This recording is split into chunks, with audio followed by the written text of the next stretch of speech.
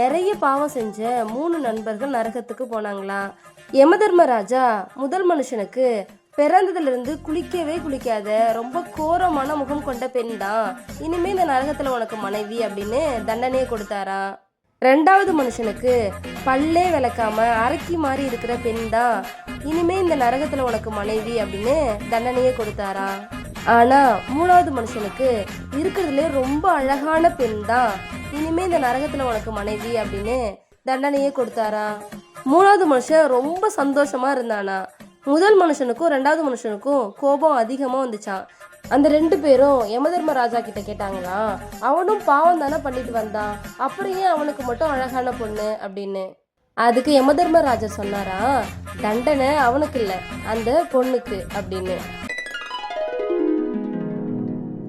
ஒரு இளம் பெண் பேருந்துல பயணம் செஞ்சுக்கிட்டு இருந்தாங்களாம். அவ பக்கத்துல உட்காந்துருந்த ஒரு மனுஷன், நீங்க போட்டிருக்க சென்ட்டு ரொம்ப அருமையா இருக்கு, நல்ல வாசனை வருது, எங்க வாங்குனீங்கன்னு சொல்ல முடியுமா, என் மனைவிக்கு நான் வாங்கி தரணும் அப்படின்னு கேட்டாராம்.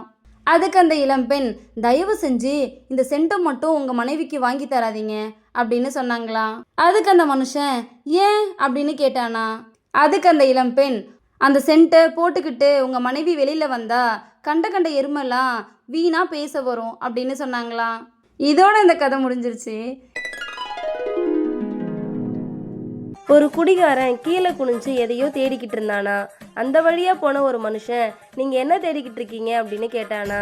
அதுக்கு அந்த குடிகாரன், என் கை கடிகாரம் கீழே விழுந்துருச்சு, அதை தான் தேடிக்கிட்டு இருக்கேன் அப்படின்னு சொன்னானா. உடனே அந்த மனுஷனும் கீழே குனிஞ்சு தேட ஆரம்பிச்சானா. கை கடிகாரம் கிடைக்கவே இல்லையா. அந்த மனுஷன் அந்த குடிகாரனை பார்த்து, உண்மையிலே நீ கை கடிகாரத்தை தொலைச்சியா அப்படின்னு கேட்டானா. அதுக்கு அந்த குடிகாரன், ஆமா அப்படின்னு சொன்னானா. எங்க தொலைச்ச அப்படின்னு கேட்டானா. அதுக்கு அந்த குடிகாரன், அடுத்த தெருவில் தொலைச்சேன் அப்படின்னு சொன்னானா.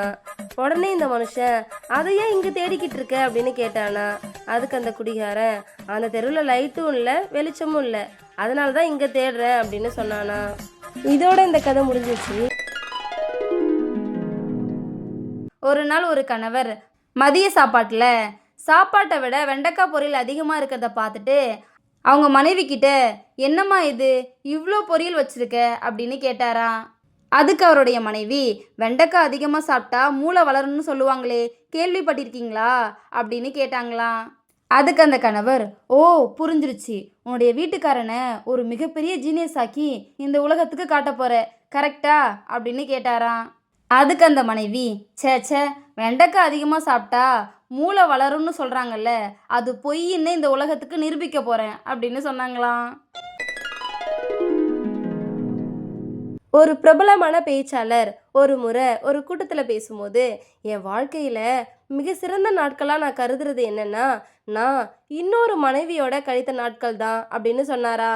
இதை கேட்ட கூட்டத்தில் இருந்த எல்லாரும் அதிர்ச்சி அடைஞ்சாங்களாம். யாருமே எதுவுமே பேசவே இல்லையா.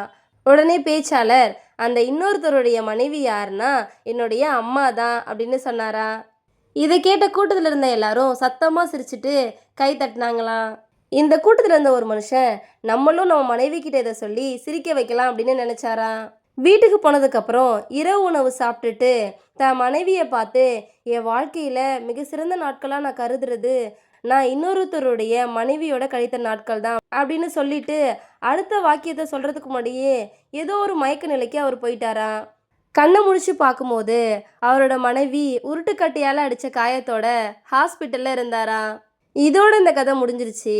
அடுத்தவங்க பண்ணுறாங்களேன்னு நம்மளும் யோசிக்காமல் ஏதாச்சும் பண்ணால் இப்படி தான் நடக்கும். இதுதான் இந்த கதை நமக்கு சொல்லுது.